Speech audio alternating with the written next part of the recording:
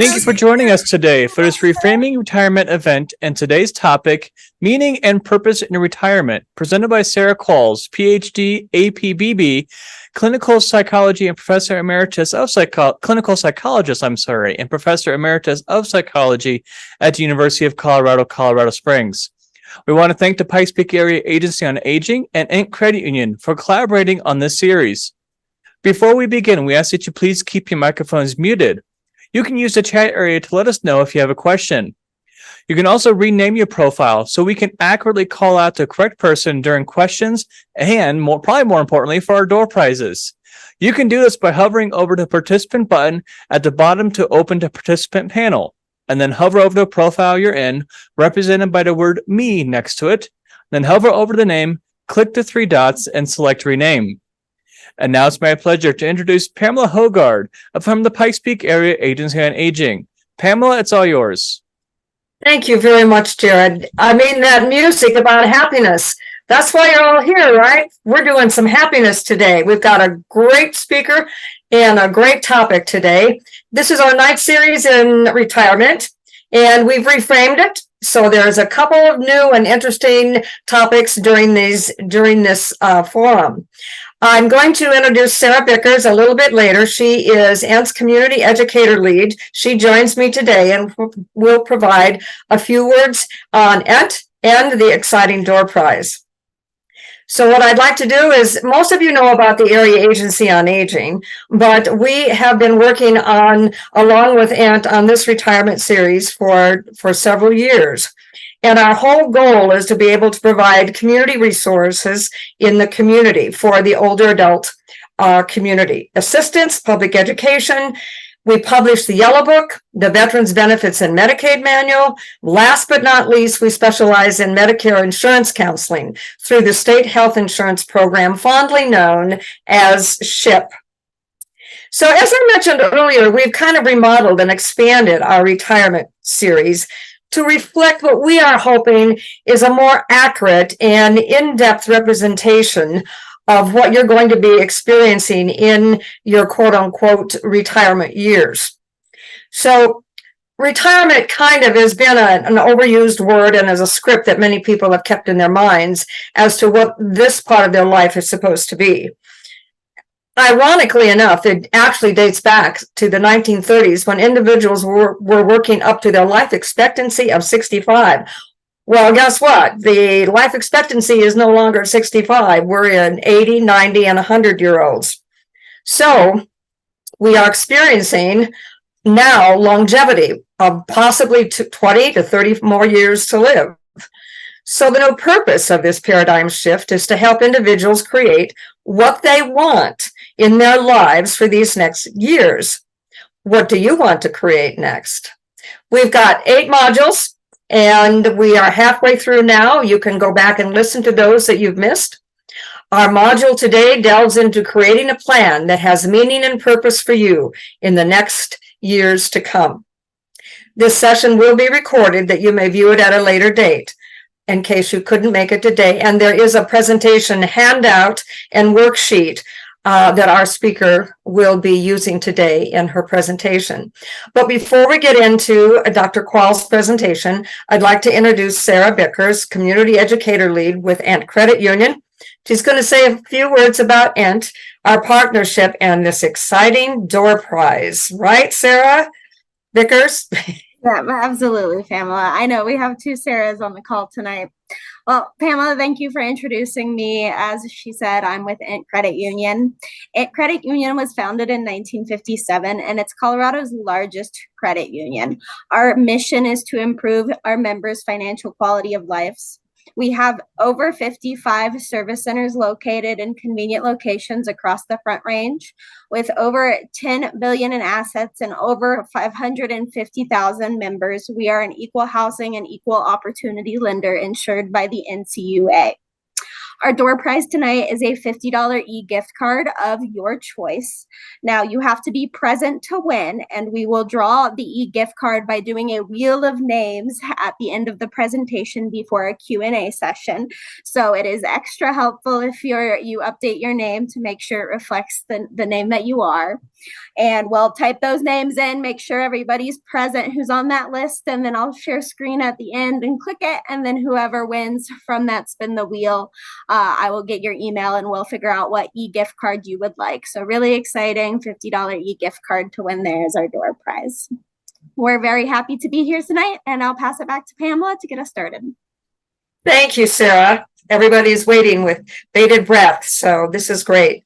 So let me introduce to you Dr. Sara Qualls, who is a clinical psychologist in private practice, and she's also helped in the senior housing industry, and she's been very active and very predominant at the UCCS Aging Center. She is an organizational consultant specializing in strategic planning for nonprofits and academic units. Actually, since 1984, Dr. Qualls was a member of the psychology faculty at the University of Colorado in Colorado Springs, and she has served as department chair, director of clinical training as well at UCCS Aging Center, and has also been associate director of clinical training. I think you're going to be very pleased with the wealth of information that Dr. Qualls has to present to you this afternoon. So please join me in giving Dr. Sara Qualls a very warm welcome. Sara, it's all yours. How about if I unmute? Thank you. I appreciate the warm welcome and look forward to sharing some thoughts today. I don't know how many of you are familiar with the academic world, but in the academic world, there's a word, there's a title that one can request upon retirement that keeps you connected with your home department and some of the work there, but it acknowledges that you're retired. And that word's Emeritus. And so you can see on this title slide, for the first time in all the years I've been doing this presentation, I have the word Emeritus, which means that I retired in May. And there's nothing like going through the process to keep you honest about what you have to say about it and teach you more about what you're teaching, actually. So I come to you this afternoon with some new perspectives, similar points that I've made in the past, but very much learning and process myself. Let me check here. First of all, is there a problem with seeing the slides? Linda Colks, I can see your face, I think, or maybe it's just your frozen. Okay. Yeah. Can you see the slide? Partially. Only partially?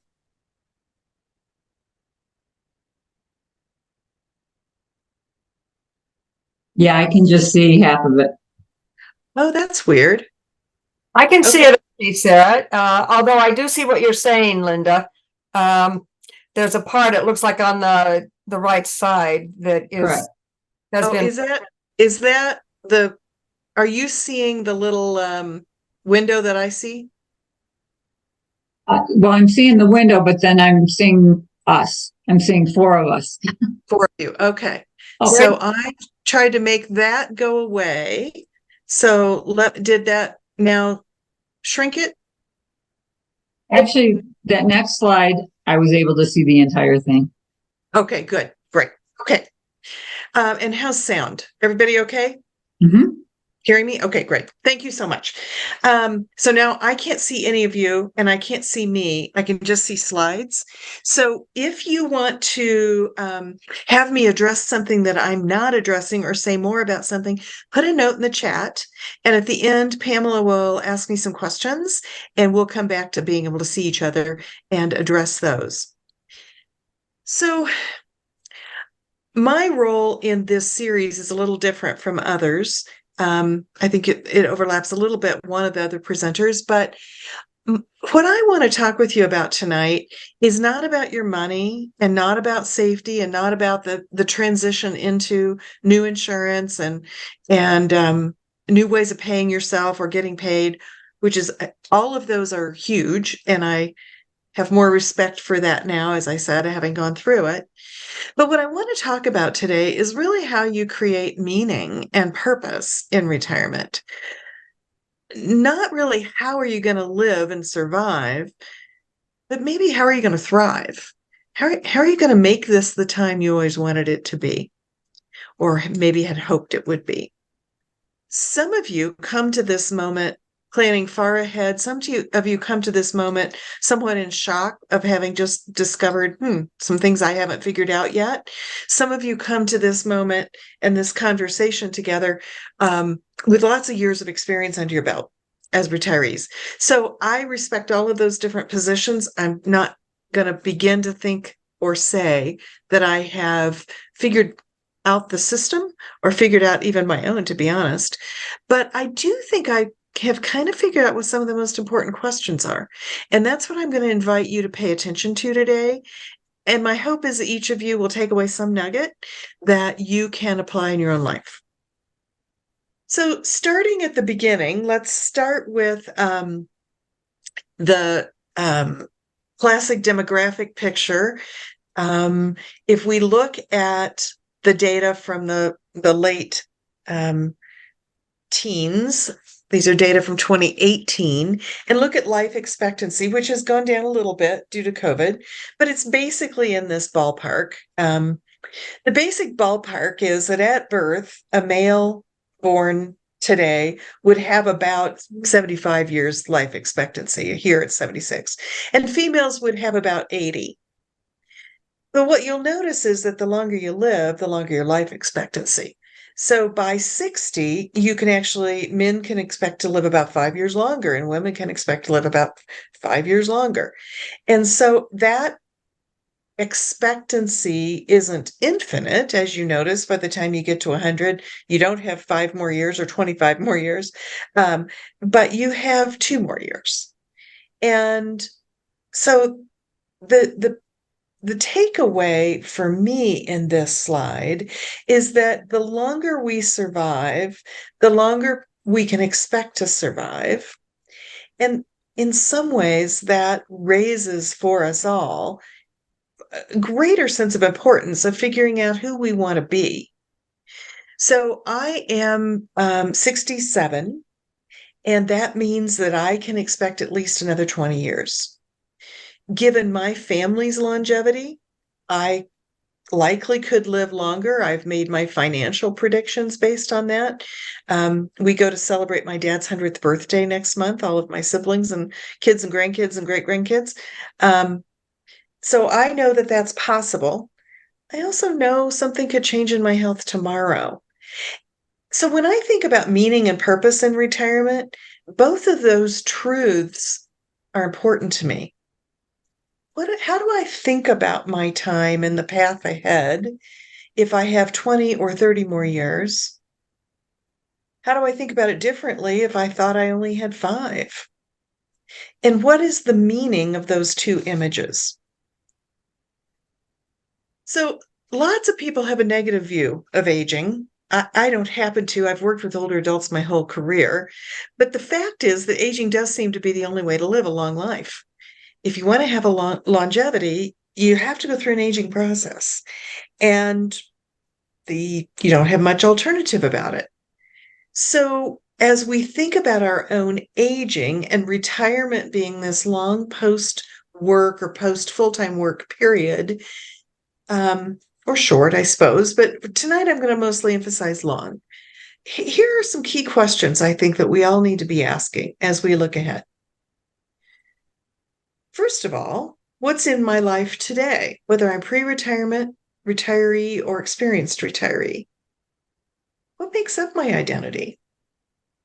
What relationships do I have? Which ones do I value? Which ones do I need? What gives me meaning and purpose today? And of course, where are the gaps in my sense of meaning and purpose? And how do I maintain my health?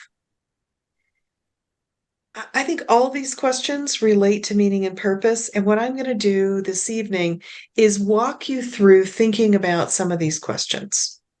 So my hope is that you'll take some notes for yourself about things you want to think about more in depth later. And my hope is that you will maybe even consider what changes you might want to make or actions you may want to take. But mostly you may just want to think about it later. So let's start at the beginning with thinking about the components of our lives. Life is pretty complicated. It has a lot of pieces, parts, and here we go. And because it's complicated, many have argued that we shouldn't wait to think about old age or even young old age till the end of our lives, and it's not even till midlife. Arthur Morgan, who was a philanthropist and an idea thought leader, this is his statement: preparation for old age shouldn't begin later than one's teens. A life which is empty of purpose until 65 will not suddenly become fulfilled on retirement.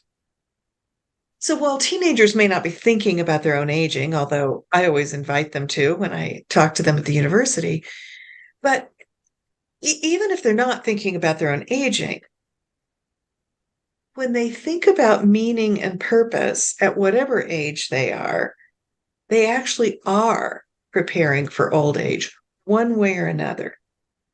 If all their meaning and purpose is poured into achievement in some physical domain that requires you to be in your 20s to succeed, then one is setting up an old age that does not have meaning and purpose.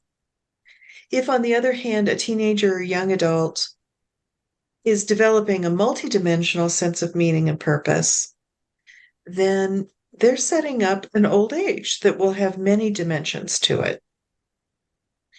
So we can think about a lot of different images when we think about retirement.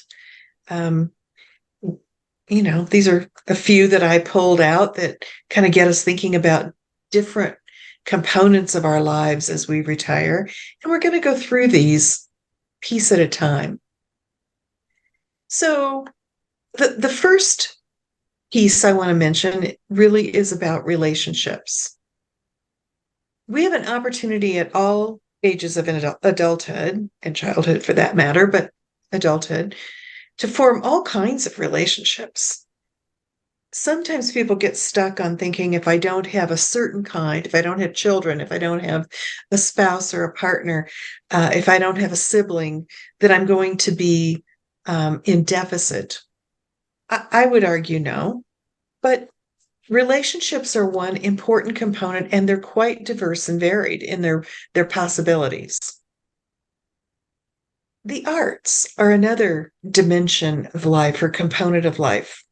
Some of us produce them, some of us consume them, some of us enjoy them, some of us ignore them. What is meaningful in the aesthetic aspect of life? Spirituality is another component, and it can take on all kinds of meanings. It can be through religion, or it could be through service or through other meanings of spirituality. Health, physical activity, is another component of many of our lives. For some, it's an aspirational component more than an actual one. We aspire to have better health than we have, or we grieve health we had that we no longer have, or we celebrate using our bodies to the fullest, or we wonder if we should be doing more. And then there's cognitive health. This slide depicts just some images of ways that we might keep our brain engaged and find meaning and purpose there. And we're going to go through this in a little more detail in just a few minutes. So first, taking this lifespan view, that what we've done throughout our life will be the stage or the backdrop for what we do in retirement, I think it's really useful to think about what's been happening over time. What's been important to us at any age? So just take a moment here, and I really want you to think about this, and I'm going to be quiet for a minute. There's a worksheet that's on the Zoom login page, and if you didn't get it, you just might want to make a note or two here. What were the important events of my 20s, 30s, 40s, whatever age is behind you and where you are? And equally importantly, what gave my life meaning and richness in that decade? So I'm going to invite you to reflect on that a little bit quietly.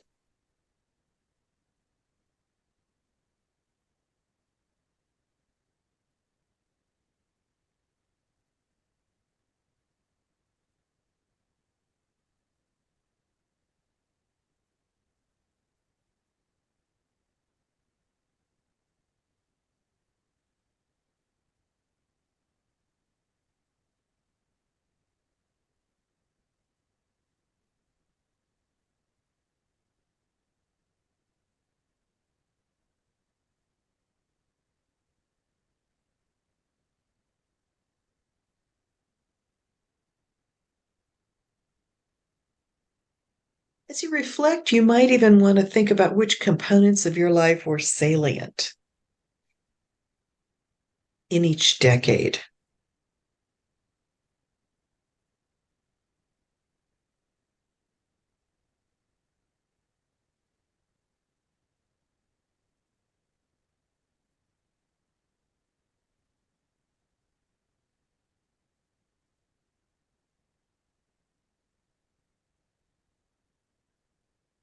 I'm guessing for some of you in your 20s, you were getting training and preparing for career, or others of you might have been what was most salient was choosing a life partner and beginning a family. Or for others, what might have been most salient was travel or taking advantage of being a solo person for a while. It could have varied tremendously.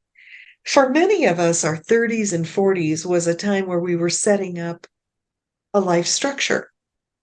We were figuring out who we wanted to spend time with, our close friends, our family. For some of us, we created some distance from our family of origin because that was what we needed to do to be individuals. For others of us, we were deeply embedded in our extended family. For some of us, we added children. For others of us, we made a choice not to in that period. For some of us, we delved into a career. For others of us, we bounced around from job to job, trying to find ourselves or taking advantage of the freedom to move from city to city and engage in different jobs. So, whatever the meaning was, will, as I said before, be the backdrop for the meaning we have today and the meaning we create in the future. Probably there's some connection between what we once valued, what we currently value, and what we'll look forward to valuing. So, as you thought back, as you reflected on your life, I'm curious what the most meaningful parts of your life were. And maybe you can just make some notes about the domains that seem to pop up most often.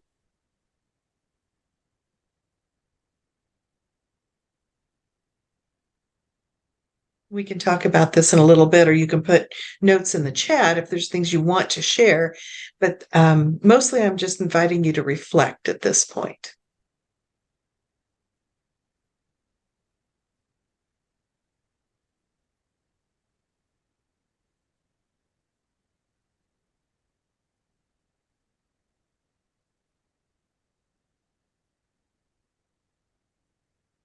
So for those of you for whom career or work were highly important parts of your life or meaningful parts of your life, retirement has a different meaning than for those of you for whom other dimensions of life were most important and job was just the way you got there.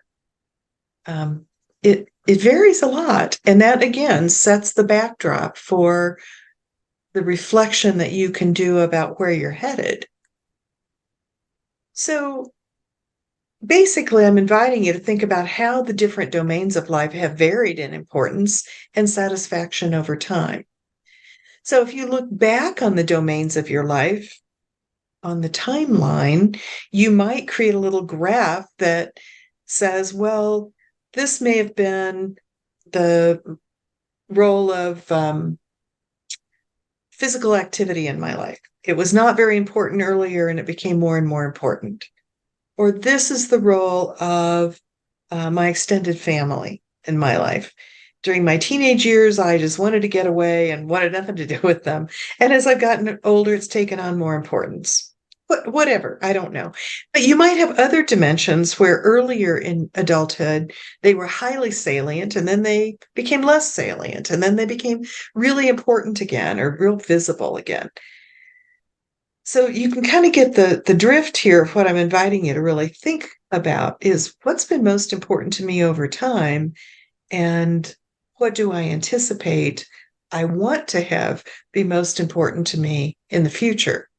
Because whatever that is will require some intentional planning and protection of time and resources and effort. So let's go back over relationships for a moment. This is one source of richness in many people's lives. If you look at this screen, this slide, you can see lots of different kinds of relationships depicted here. I see a 5-generation family, or maybe 3-4-generation family. It's hard to tell. I see friendships in the upper left-hand corner depicted by these 2 women.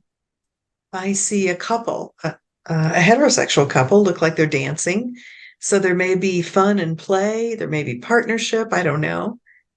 I see 2 men sitting on a bench. I don't know if they're partners or good friends or colleagues, taking a break from work or out for a walk. I see musicians jamming together. I see an adult with small children. I see a woman with a pet, a dog. And I see friends that look like they're lined up at the soda fountain. All kinds of relationships. I'll tell you that one of the things that in my clinical practice, one of the things people talk a lot about is how relationships change in later life. Friends who become ill or move away or get more involved with their extended family and less available for friendship, or become mobility compromised and have trouble doing the same things that one used to do in friendships. And of course, the pandemic just knocked a hole in the whole relationship domain. It just put it back on its heels. And people are still reeling from that, I will tell you. Some people, not everybody, but some people are. And so you can expect quite a bit of change in the relationship domain in the last 2 or 3 decades of your life. Thinking about that, anticipating that, imagining the skills you'll need to rebuild friendships or form new relationships or reconcile to conflicted family relationships, perhaps from the past, that you don't want to go all the way through your life cut off from. Whatever it is, there's going to be a lot of change in this domain. So one of the ways that you can think about this is to think about who the people are that we have in our lives. And we have all kinds of different people that were depicted in those images. I would notice that coworkers is one of those, which is an obvious one that typically changes in retirement. People we may have seen on a daily or weekly basis, we now have to see only when we're intentional about it. We have perhaps a range of people from very close people, family typically, to acquaintances. So there's a whole range. And we can think about those people as having a different level of closeness or level of importance in our social convoy. One of my colleagues formed this notion that, kind of like the old trucker convoys of the 80s, we begin adding people to our convoy, and we tend to collect them across a lifespan and not really spin them off very often. We tend to be collectors. But during the last part of life, they tend to spin off, whether it's under our control or not. And so our convoy changes a little bit. So I would invite you to make one of these concentric circles images on a piece of paper, and at some point later, fill in who's in your inner circle, who's in your middle circle, who's in your outer circle. Do you think you have enough in each of those circles to meet your needs? If you're an introverted personality type, you won't need as many. If you're an extroverted personality type, you'll need more. I will say that with age, the number of people in the convoy tends to drop. And part of that is through a culling process. We now know that older adults are far more discriminating about who their friendships are than 6-year-olds or even 18-year-olds. I mean, a 6-year-old will play on the playground with almost anyone. An 18-year-old might go to a bar with almost anyone and hang out. But by the time you're 45, 50, 60, 75, you tend to be a little bit more discriminating and a little more choosy, picky about who you hang with. So people's convoys tend to get a little smaller. And it's also the case that sometimes people drop out of our convoy, not by our choice, through death or illness or moving away. So again, this is one way to think about managing or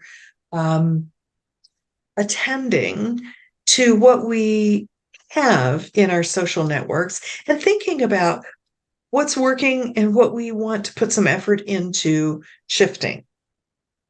You don't replace a 45-year marriage. You don't replace a 45-year friendship or a siblinghood. When those people drop out or you invite them out, it's something different that you'll be replacing. But if you had a daily phone call with a sister who died, you could replace it with a daily phone call. It won't be the same as somebody who's known you your whole life, but it could be a new possibility. So we have to be, I don't mean to be naive about it, that you can just replace people in your convoy. I do mean to be intentional about it. If you're lonely and there's not enough in your convoy, you need to add to it. And we tend not to add people in the middle. We tend to add people at the outer ring, and we have to spend some time with them before we figure out if we want to trust them more and move them into the middle circle, and trust them even more and move them into the inner circle. So relationships have a lot of possibilities. There's a lot of different ways that we can relate to people, a lot of different ways we can form relationships. A lot of different kinds of relationships we need to meet all of our social needs. One person doesn't meet them all. But this is clearly a domain in which retirement tends to bring changes, whether it is loss of connectivity that we had through work, or the gaining of possibility of spending more time through our discretionary friendships and partnerships and clubs and activities where we get to spend more time with people. And I want to say, we also end up having to renegotiate with the people we live with now that we're with them all the time. You've probably heard the phrase between a couple sometimes, I married you for better or for worse, but not for lunch. That's just a statement of people are having to adapt. They've struggled to get together. Now they have a lot of time together, and they have to form some new norms about how do we have separateness, and how do we think about that? Where do we create space for that? And how do we communicate about that without being insulting or getting wigged out or insecure about it? Obviously, all relationships are not alike. And so we have to think about what we need from them to figure out where we're at in the process of fulfilling our needs. So here are just a few of the things that we tend to get from relationships. And as I said, you can't just replace one with another. However, we can move people from that outer ring into the inner ring where we have more we develop a shared history. We check out whether someone's trustworthy to be a confidant. Often we begin with companionship, sometimes mentorship, sometimes serving others, and then we move into greater trust to decide if their relationships are trustworthy. So I invite you to think about, in your current world, who makes you feel safe, who touches your heart, who gets you thinking, who gets you hungry for excitement, who gets you moving. Physical activity, who reaches out to you when you need them.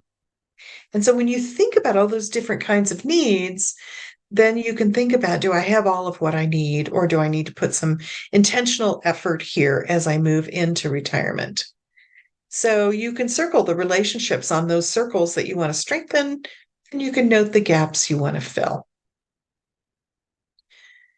So coming back again to what gives you a sense of meaning and purpose, another famous aging expert, Simone de Beauvoir, said retirement may be looked upon either as a prolonged holiday or as a rejection of being thrown onto the scrap heap. Is it freedom to go play forever, or is it getting moved aside from where the real work in the community gets done? You might just do a little bit of a gut check on what's your thought about that, or your fear about that, or your hope about that.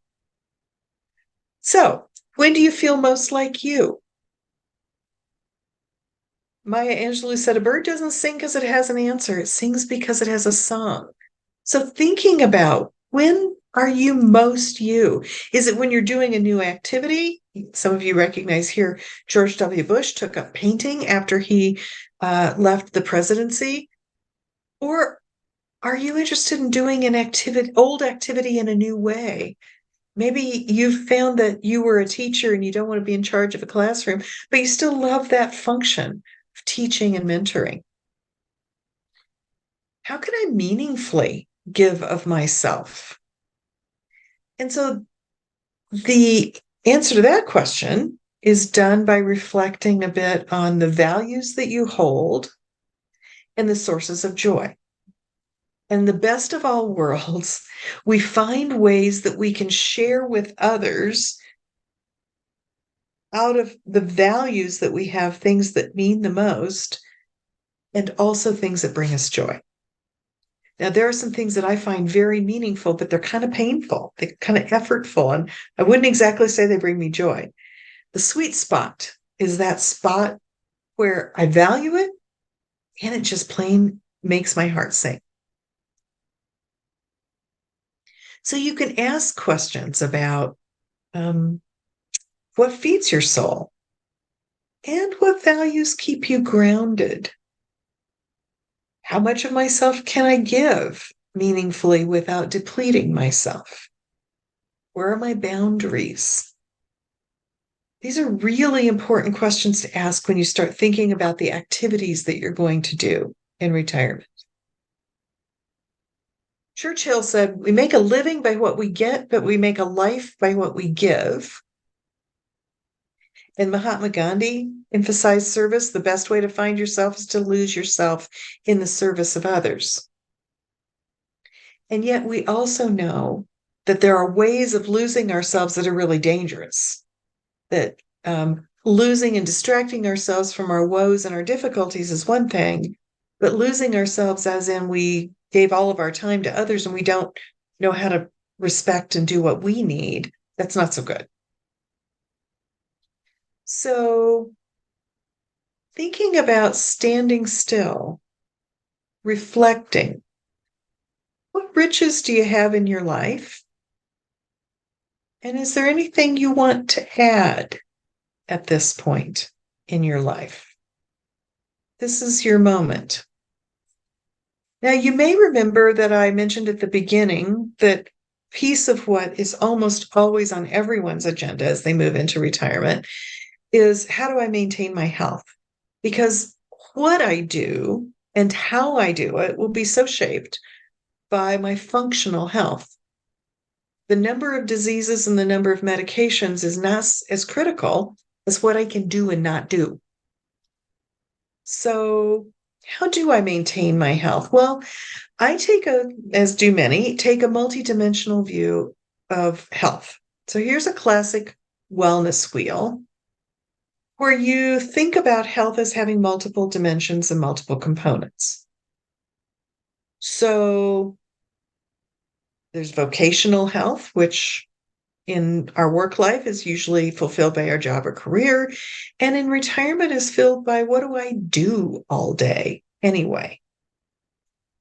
There's our social wellness, our spiritual wellness, our intellectual wellness, our emotional wellness, and our physical wellness. And we can think about each of these as a key component of health. So in physical health, cognitive health, social health, all of those different pieces, and they're all important. So I want to go back here and encourage you. I'm trying to remember. Yeah. And encourage you to think about this wellness wheel for just a moment. If you drew a line in each piece of this pie, somewhere between the center and the outer circle, that reflects where you are today, that might be a good reflection task. In physical health, is it excellent so that you would draw your line almost out to the outer circle? Or is it pretty compromised? Your vocational wellness, is it high or is it minimal? And your social wellness, your spiritual, your intellectual, your emotional, you could draw a line for each of those. And if you're like most people, you have some components of the pie where you're doing way better than others. Some of them where you have a really high level of wellness currently, and some of them where you have some compromises. You're not doing as well as you'd like to do or think you need to do. And if your wheel's kind of out around, that kind of tells you where to put some energy. Now, some of you have maybe a physical condition or an intellectual challenge that means that you're never going to be at the level you'd like to be. But what would better look like in each domain? That's your key question. What would better look like today? And as I move into retirement, how am I going to sustain wellness in each of these domains? I can tell you that I've had a huge change in the level of demand on me intellectually since I retired in May. Obviously, I was a college professor. I was teaching, I was researching, I was reading large quantities every day. I had a ton of emails every day. So while I don't know that my vocational wellness was out at the outer edge, there were some good parts and some not so good parts. My intellectual wellness was well satisfied by that job. When I left that job, I knew one of the things I was going to need to do was to come up with some new ways of meeting that need. Now, for some of you, your job today offers you a lot of support for your emotional wellness or your social wellness or your sense of meaning and purpose and value, like that supports your spiritual wellness. So whatever it is that retirement is going to change, you can be thinking about what kind of adaptation you're going to need to do to at least compensate for what you got from your work role, and maybe to expand some areas you didn't have time for. So one of the joys for me in the last 3 months was to add more time focused on my physical wellness. It's not as hard now for me to schedule time for pickleball and the gym and hiking. And I've done a whole lot more of that over the summer. Now I'm sort of trying to figure out, well, what does that mean if I go do this activity at 8:00 and I come home at 9:30 or 10 and I shower and I'm getting ready for my day at 11. So how do I meet all of my needs now that I'm giving more time to that one? I'm still working on it. You'll have to work on it. It's never perfectly balanced and the wheel is never perfectly round. This just is a way of helping you do sort of a checkup on where you are today, what expectations you have for what might change in retirement, and what some of the consequences of that might be that would require even more adaptation.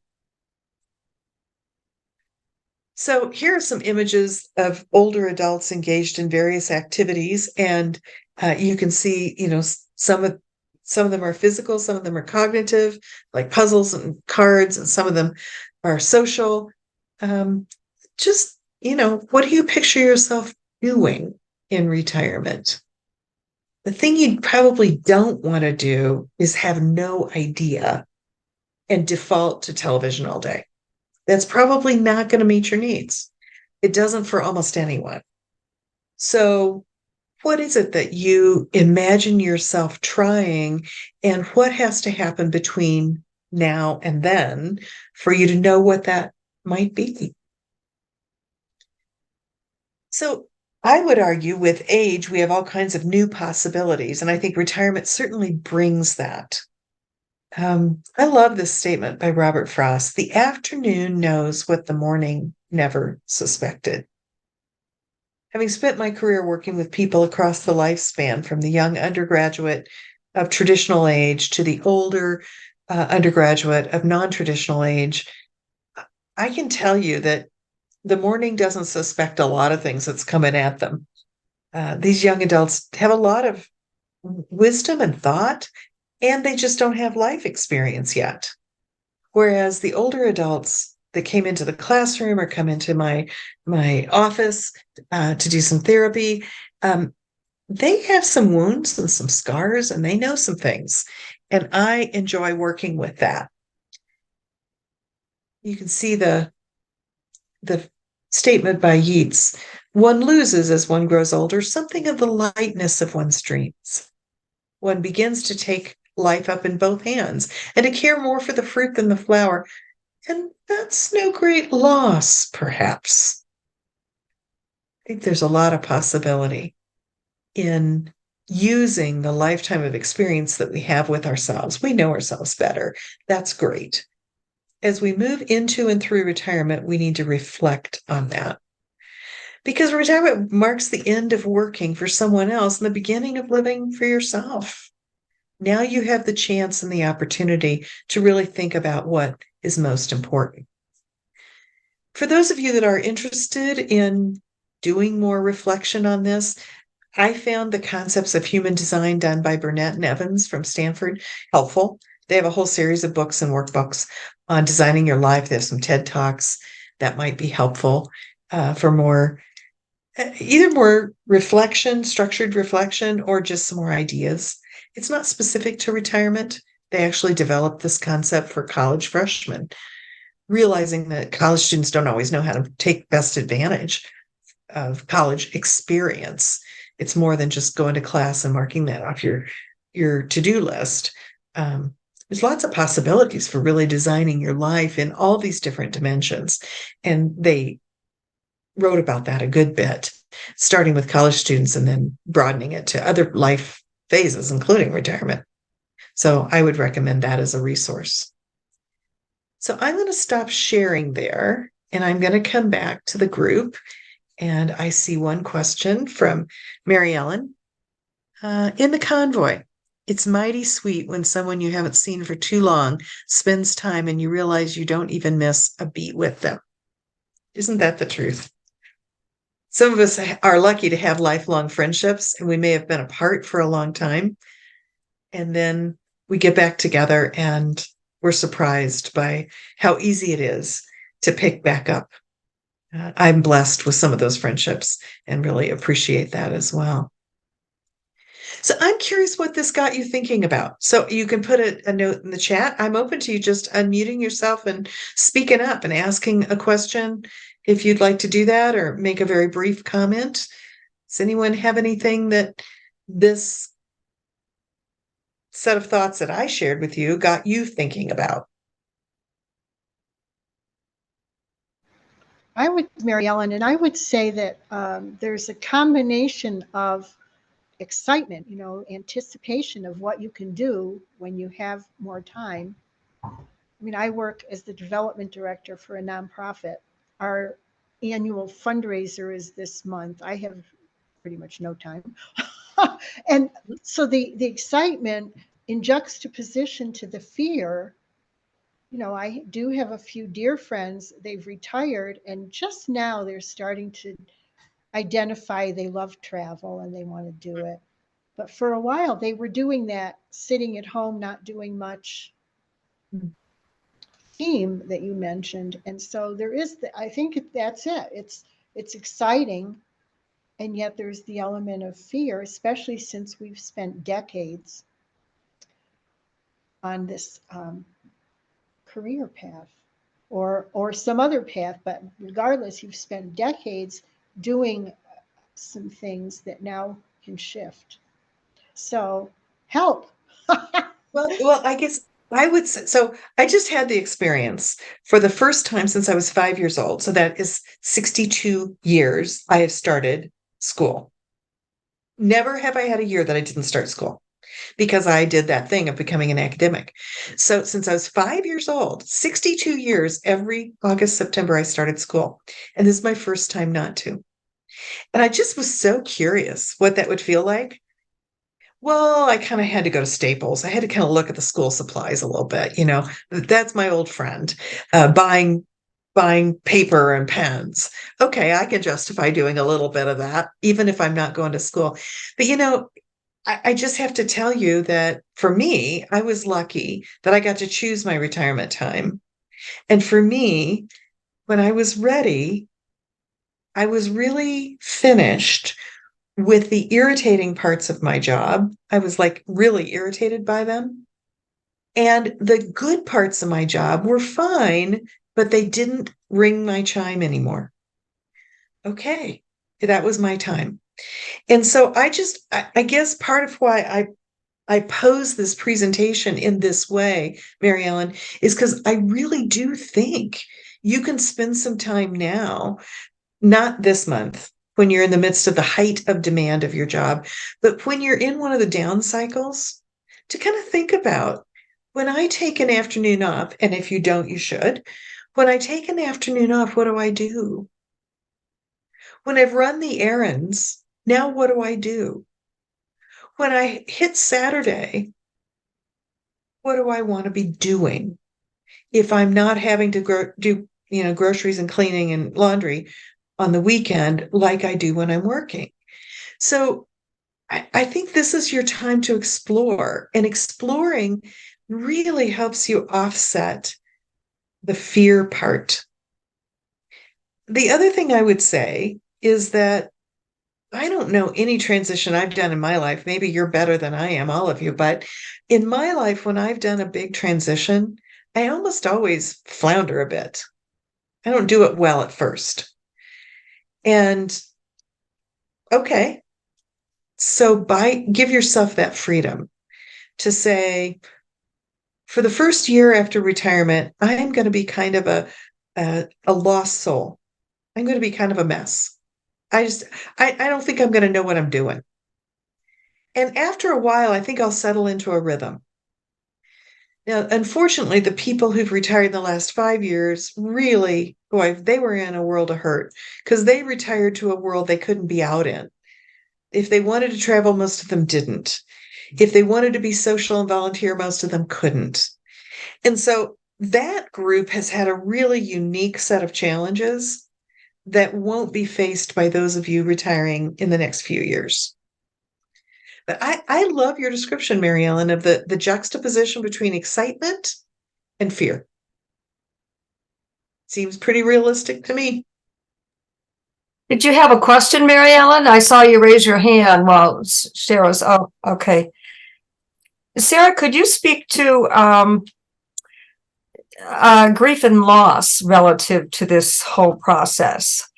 The sense of leaving something, like in your case and many of our cases, that we've been with for years and years and years, and it's been part of our life for so long that even though we make that change, or we know that we want to make that change, and we do make that change, there's a process of grief and loss that somehow is intertwined in this. At least that's what I've read about, and I think sometimes that I feel personally.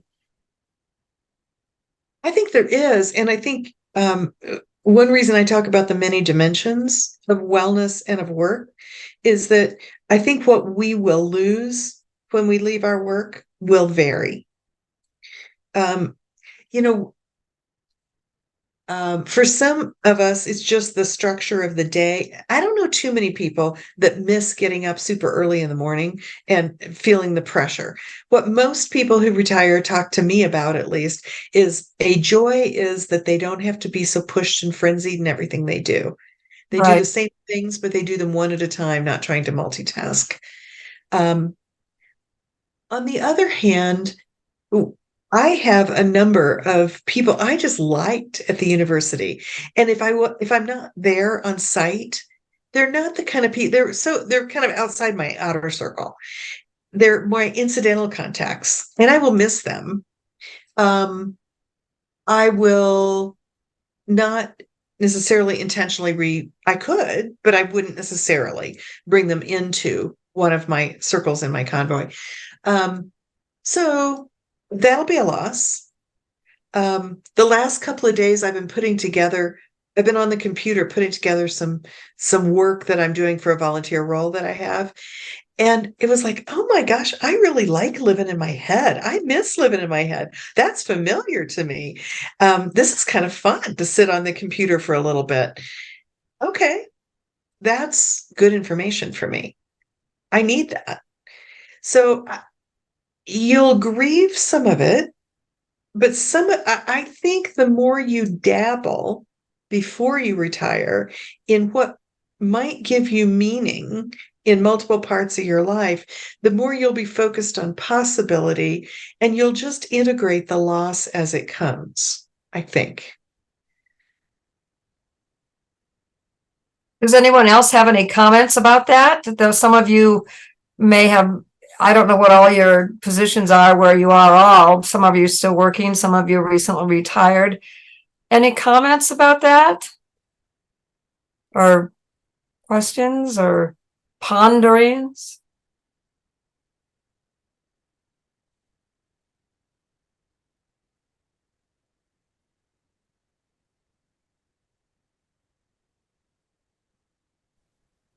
Pondering.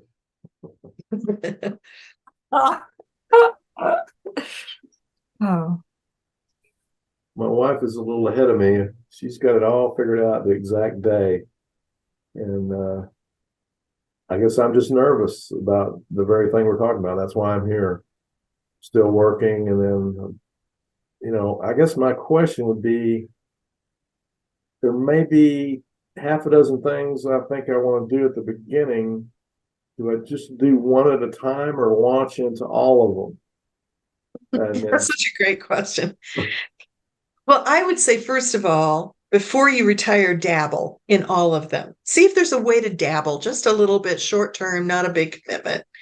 I chuckled because in the first month of my retirement, June, I decided I was going to learn Mahjong, which, if you don't know Mahjong, let me just tell you, it's an intellectual demand to learn it. Once you've learned it, it's fun, but it was hard work. My head hurt learning that. I decided to do a decorating project I'd had on hold forever.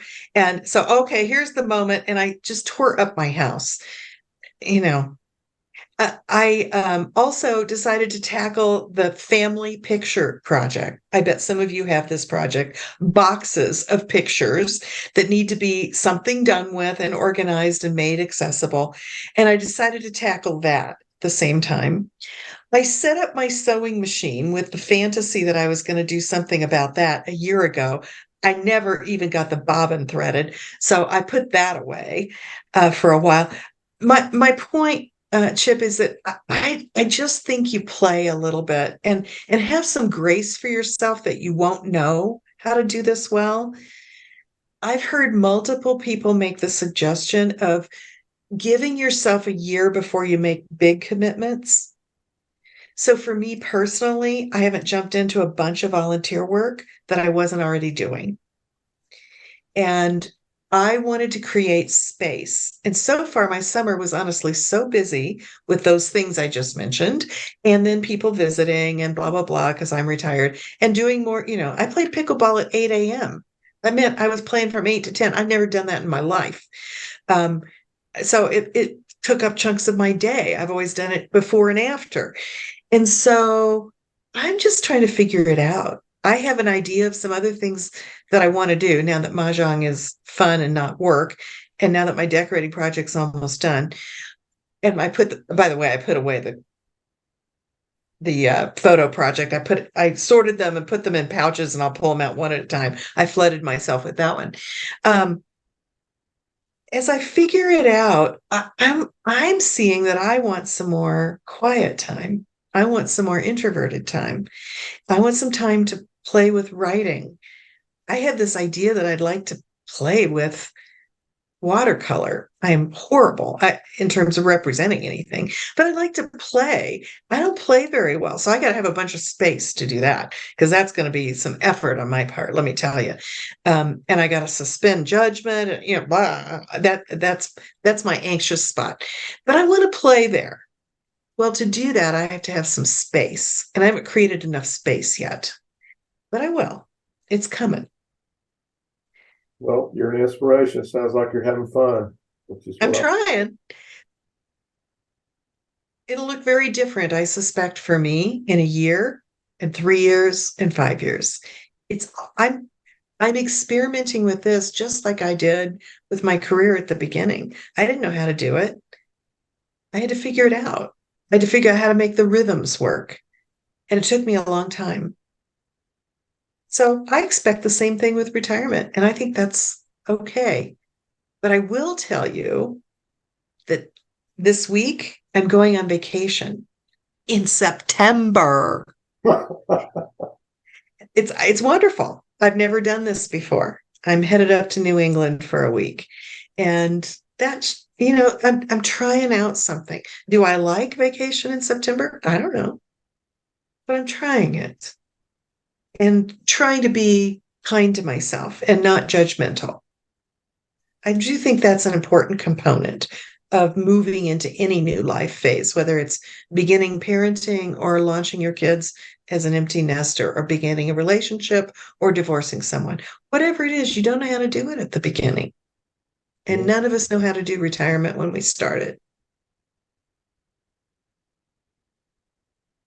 Barb Watson said it's going to take a year to get caught up on household decluttering, and lots of us have that idea of something we want to do in our space. And I thought of it. I mean, I have been thinking for a while about my space, as it has suited me well as a professor. It does not suit me well for retirement. There's some changes I need to make it work. And so I'm thinking about my spaces differently. Where are my play spaces? Where's the light for sewing and watercolor? And what time of day would I do that? And where would I get the discipline to play piano again? What would that look like? And do I even want to do it? I don't know. I don't know. I just don't know. And I use myself as an example, not as a model. That's not my point. My point is I'm trying to illustrate, at least, is that it's a process. And I'm in the same process that everybody else is, and you don't get to skip it. You just have to go through it. So with all that said, we're kind of at the end of our hour, and I want to honor that. Thank you all so much for being here. And I hope you got some nugget or some strategy that you want to use in going away and thinking about it. So I think we're going to use, Sarah is going to get the wheel going for the door prize. So I think, folks, if you can stick around still a little bit longer, we can go ahead and try that. Thank you, Sara Qualls, Dr. Sara Qualls, for your deep sharing today and your experience with your retirement. That's really meaningful. Really appreciate that. So. Yeah, thank you, Sara, as well. I really appreciate all of that. I have the wheel pulled up and all of the names in there. So again, I double check that everybody who's on the list is on here. So stay around. If your name comes up, I'll just message you to get that email, and we'll work out what gift card it is that way. So that $50 e-gift card. Let's see who gets it. We do have another question too, Sara, Dr. Sara. So when we're done. okay. It looks like it is Mary. So Mary, I'll message you in the chat, and we'll check in on that email and go from there. And I'll pass it back to Sara. Thank you so much. Thank you. Well, the last question is really about the timing of retirement if you're in a partnership. What happens when one retires and the other one doesn't? And you could be asking it from either vantage point. You could be the one imagining your spouse retiring and you're not, or imagining you retiring and your spouse still working. This is a tricky question. I mean, it's a tricky thing to work out. Again, it's kind of everybody has to work it out for themselves. The research literature suggests that women tend to retire a little earlier in younger age than men, and it's partly to address this issue of trying to calibrate retirement together. If travel is a very, very important thing to you, then you have to have some serious conversations. Is it okay with your partner to travel solo with some friends and not worry about it and let that be okay? If travel's not a big salient thing, then it's really about how are you going to spend your days. And this is the whole point. Where are you going to invest in yourself? What's the play you'd like to explore? What are the classes you want to take? What are the friendships you want to build? What are the activities you want to build? You know, time is your friend. If you give yourself, treat your life as a playground. What's in your toy box? Your adult toy box? What's there that's been waiting for attention? I have so many toys in my toy box that I've not given attention to. And I don't even know which ones I'm going to like and not. But now's my time to explore. And it will be yours as well. And if you don't have toys in your toy box, ooh, you get to really explore. Sometimes I tell people to go to Michael's or Hobby Lobby and walk the aisles. See if anything gets even a mild blip of interest. And if it does, give yourself permission to play. Or go through the arts section, the Go in the Gazette, and see what intrigues you a little bit. Or go through the list of nonprofits in town and wonder where you might want to put a little time and energy and effort to make the world a better place. Or look at your faith community if you have one. Where might you want to plug in more? Look at your friendship network and your family relationships. So those are all places you can look. That's awesome, Sara. Great questions, folks. It's definitely a transition. You know, we never came with a manual when we were born. We never got a manual on parenting, I don't think, and we never got a manual on being a grandparent and some of these phases. And so here's another opportunity for the retirement, these next few years of your life. So without a manual, you have to suspend judgment. Yeah. You have to go explore. Yeah. It may come easily, it may come hard.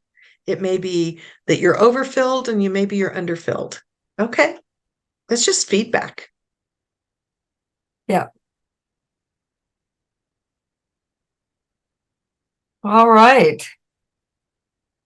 Well, Sara Vickers, did you have any final words to share with our audience? I'm going to talk about next week a little bit and pull it together, but did you have any other final words you wanted to add from Ent Credit Union? I'll just say we appreciate everybody's attendance and participation, and it was great to see you tonight. Thank you. Okay. All righty. Well, next webinar we're having is Brain Wise, Body Foolish on September 18th with Dr. Tad Schleckniler. And he's going to be talking about what you can do to jumpstart your health and particularly your body into these next 20 to 30 years. You will be receiving a follow-up email. If you would like, please answer some questions for a survey. And you'll be getting Dr. Qualls' PowerPoint and worksheet that will be coming with that. And we are asking for your feedback, and we're looking for other ideas. You know, I think this particular session is really thought-provoking. And if there's anything else that you feel would be, you know, like Chip, if you feel like there's anything else that is of interest to you that we could add in these modules, we're open for it. We're open for it. We're not, we started with, I don't know, 4 to 6 or 5, and now we're up to 8. So, who knows? So at any rate, I hope you can join us next week. And Jared, it's all yours. Thank you, Pamela, and thank you, Dr. Qualls, and thank you all for joining us for this Reframing Retirement event. That, as has been mentioned, this is the 5th session of our 8-part series. And if you want to rewatch any of this will be available for on-demand viewing tomorrow afternoon. That same sub website is also where you can see our previous sessions if you missed any of those, or again want to review them at your leisure. As Pamela mentioned, we'll be back next Monday for Brainwise Body Foolish, presented by Dr. Ted Chexnalder of Organic Living Chiropractic. As Pamela mentioned, there will be a survey that will come out here in a few moments. We would greatly appreciate your feedback. And on behalf of Ed Credit Union and everyone else, we want to thank you again for attending, and please have a great night.